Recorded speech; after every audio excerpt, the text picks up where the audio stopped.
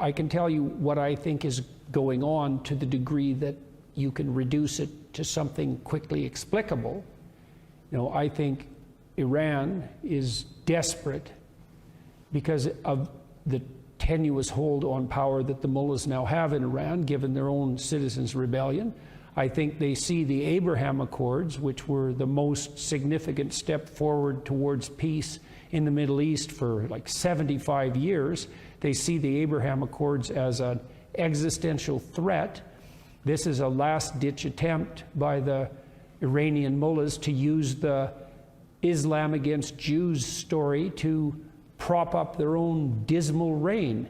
And so they rattled the chain of their Hamas puppets and said, provoke, and they did. And their hope is that the Israeli response will be so overwhelming that the Arab world turns against them, and maybe even the people who might be inclined to be swayed by a victim narrative in the West, and that the Abraham Accords will fall apart, and that'll be the end of that. And that could happen, and I'm hoping it won't, because I think the Abraham Accords were, and it's irritating to me, for whatever utility that is that I think I know, insofar as you can know such things, that Saudi Arabia would have signed the Abraham Accords 2 years ago if Biden would have moved a little bit more forthrightly on it. And I think the reason that he didn't and the Democrats didn't was because they didn't want to give Trump any credit for anything that he had attained in his administration.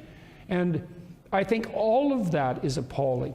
And, I see this story of Muslim against Jew being put forward in this propagandistic manner, and I think, well, the Muslim world has to make a choice too, because it doesn't look to me like their proper champions is the government in Iran, and it's not like the Saudis don't have their flaws, and perhaps the rest of the Arab governmental structures, but the Islam world should move in the direction of the Abraham Accords. That would be great for everyone. We could have a real peace.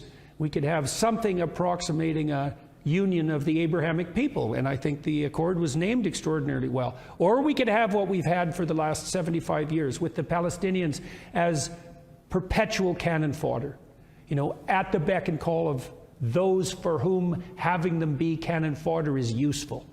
And so, yeah, well, there's just moral quandaries everywhere there. It's a minefield, but that's what I think is the fundamental reality of the current situation.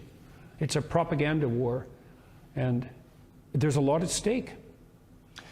I was very ill when the Abraham Accords were signed, and I couldn't or hadn't paid much attention. And when I sort of recovered my ability to see again, I saw that this remarkable peace process had taken place, and I could not understand for the life of me why it wasn't trumpeted on the front page of every newspaper across the world. And I also think that Trump's team should have got a Nobel Peace Prize for it. I cannot see how you could possibly make a counter-argument to that for all of Trump's flaws and for his administration's flaws. This was a major accomplishment.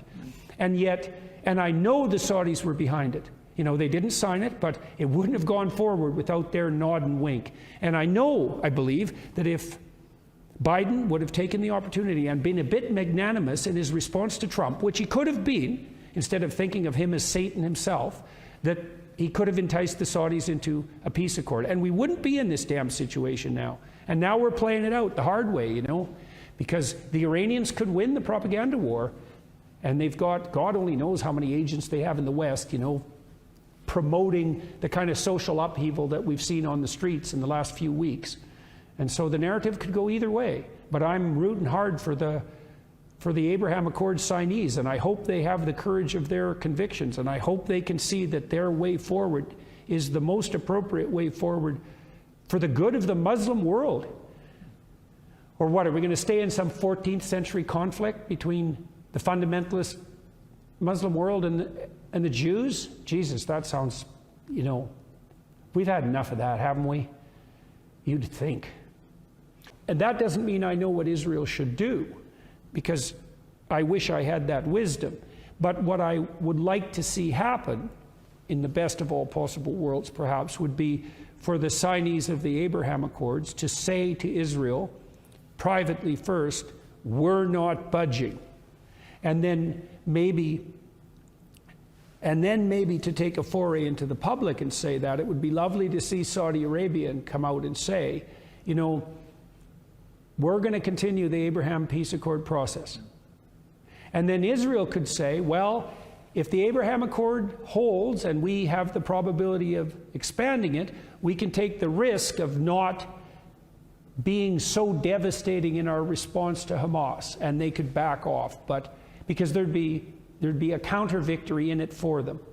And so as far, like, I can't see a better pathway forward than that, and I think that's a potentially realistic pathway, especially because that would also have the side benefit of not allowing Iran to prevail. So that's the best I can do on how this might proceed in the most optimistic possible way. And I don't know if that's good enough or not.